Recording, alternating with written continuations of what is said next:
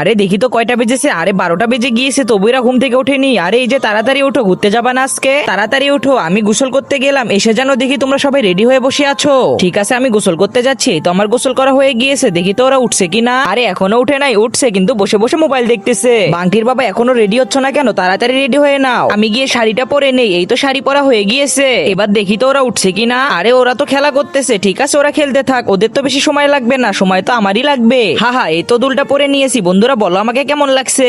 আরে এরা দেখি এখনো খেলা করতেছে, এরা কখন যে রেডি হবে আমি কিছুই বুঝতেছি না। এই তো এবার মালাটা পরে নিলাম, কিন্তু এরা তো এখনো খেলতেছে। তারপরে কি হয়েছিল সেটা দেখার আগে আপনি কাকে বেশি ভালোবাসেন, সুন্দরী মেয়েটাকে নাকি কলিজার বাবাকে? যদি আপনি আপনার কলিজার বাবাকে বেশি ভালোবেসে থাকেন তাহলে চ্যানেলটি সাবস্ক্রাইব করে ভিডিওটি শেয়ার করে দিবেন, আর কমেন্ট বক্সে লিখে যাবেন আই লাভ বাবা। আর আপনি যদি কিছুই না করেন তাহলে আমি ভাববো আপনি সুন্দরী মেয়েটাকে পছন্দ করেন। আরে এরা আবার কোথায় চলে গেল?